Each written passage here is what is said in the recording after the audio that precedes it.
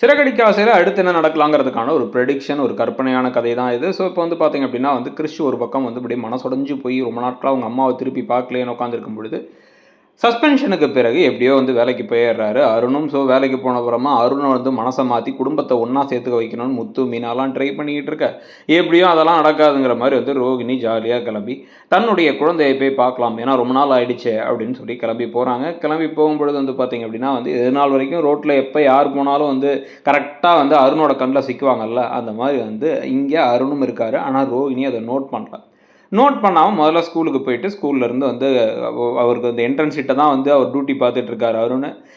இவங்க ஸ்கூலுக்குள்ளார போயிட்டு அவங்க ஃப்ரெண்டோடையே போயிட்டு அந்த ஃப்ரெண்டை விட்டு அனுப்பி மகேஸ்வரியை வச்சு கூட்டிகிட்டு வெளில கிறிஷை கூப்பிட்டு வந்துட்டு நடந்து வெளில எல்லோரும் போகலாம் அப்படின்னு போக, நடந்து போயிட்டே இருக்கும் பொழுது வந்து பார்த்திங்க அப்படின்னா வந்து ஒரு ஐஸ்கிரீம் வேணும் அப்படின்னு வந்து கிறிஷ் கேட்ட உடனே சரி ஓகே வா அப்படின்னு சொல்லிட்டு அந்த காரில் முதல்ல ஏறலாம்னு நினச்சவங்க பக்கத்தில் இருக்க ஐஸ்கிரீம் பார்லரில் போய் ஐஸ்கிரீம் சாப்பிட்றாங்க. ஸோ ஐஸ்கிரீம் சாப்பிட்டுட்டு இருக்கும் பொழுதே வந்து பார்த்திங்க அப்படின்னா வந்து இப்போ வாசலில் இருக்கிற கார் வந்து நோ பார்க்கிங்கில் இருக்குது அப்படிங்கிறத அருண் பார்த்து அருண் உடனே வந்து அந்த டோ பண்ணுற வண்டியை கூப்பிட்டு உடனே வந்து அந்த வண்டி டோ பண்ணி எடுத்துகிட்டு போயிடுறாங்க.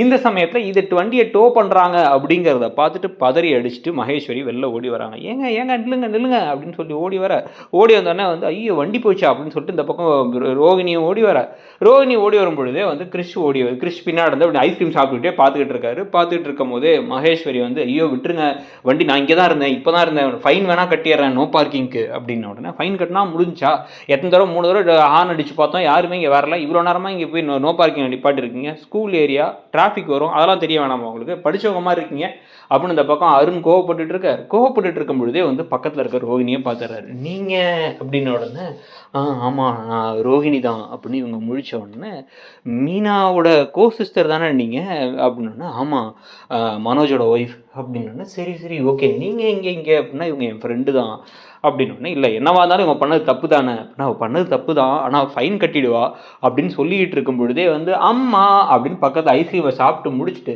வாயெல்லாம் ஐஸ்கிரீம் ஓட்டினதோட ஜம்ப் பண்ணி இப்படி கிறிஷ் பக்கத்தில் வந்து நிற்கிறத பார்த்தோன்னே இந்த பக்கம் ஷாக் ஆயிடுறாங்க ரோகிணி திரும்ப அப்படியே திருன்னு அந்த குழந்தைய பார்த்து முடிக்க, இந்த பக்கம் வந்து டக்குன்னு அருண் வந்து என்ன நடக்குது இங்கே, யார் இது அப்படிங்கிற மாதிரி பார்த்து உங்களுக்கு குழந்தை இருக்கா அப்படின்னு கேட்க, இல்லை அது யாருன்னே எனக்கு தெரில அப்படி இப்படின்னு சொல்லி பேசி சமாளிக்கும் பொழுது ஐயோ அது ஏன் குழந்தை அப்படின்னு மகேஸ்வரி கூப்பிட்டோன்னே இவர் ஒரு மாதிரி இல்லை உங்கள் குழந்தை ஏன் அவங்கள அம்மான்னு கூப்பிடுது அப்படின்னு கேட்டுட்டு என்ன ஒரு மாதிரி ஏதோ வித்தியாசமாக பேசுகிறீங்க அப்படிங்கிறத யோசித்து சொன்ன உடனே இப்போ ரோகிணிக்கு பயம் அதிகமாகிடுச்சு. இதை கொண்டு போய் சீதா கிட்ட சொன்னால் மகேஸ்வரிக்கு குழந்தை இல்லைங்கிறது தெரியும், ப்ளஸ் இந்த குழந்தைய பார்த்தா இவனையே நான் எங்கேயோ பார்த்துருக்கேனே அப்படின்னு இவர் வந்து பார்த்துட்டு இந்த பையன் அந்த எங்கள் வீட்டில் கூட இந்த அத்தை வீட்டில் கூட இருந்தார் அந்த பையனா அது அப்படின்னு கேட்டோன்னே ஆமாம் நான் தான் கார்டியன் அப்படின்னு மகேஸ்வரி சமாளிக்கிறாங்க. ஆனால் அவர் சந்தேகத்தோடு திருப்பி ஒரு பக்கம் ரோகிணியை பார்க்குறாரு, அந்த குழந்தைய பார்க்குறாரு. அந்த குழந்தை வந்து ஓடி வந்து அம்மா அப்படின்னு வந்து ரோகிணியை கூப்பிட்டது ஞாபகத்தில் இருக்கவருக்கு இப்போ ரோகிணிக்கு இது ஒரு பெரிய பயமாயிடுது. இப்போ அது வந்து யார்கிட்டயா சொன்னால் என்ன ஆகுறது அப்படின்னு யோசிக்க ஆரம்பிக்க, இன்னொரு பக்கம் இதை போய் சொன்னால் கூட வந்து இவருக்கு விஷயமே தெரிஞ்சால் கூட அருணுக்கு விஷயமே தெரிஞ்சால் கூட அதை அவர் எப்படி யூஸ் பண்ணிக்க போகிறாரு, முத்துவை பழிவாங்கிறதுக்காக யூஸ் பண்ணிக்க போகிறாரா, மற்றவங்க குடும்பத்தில் என்ன நடந்தால் நமக்கு என்ன அப்படின்ட்டு இல்லை. இதே மாதிரி தான் வந்து அவர் இப்போ வந்து உண்மையெல்லாம் சொல்லி டக்குன்னு அருணை நல்லவராக்கிடுவாங்க, அவரோட உயிருக்கே ஆபத்தாகிற மாதிரி நிலைமை வருமா அப்படிங்கிறத பொறுத்து இருந்தால் பார்க்கணும்.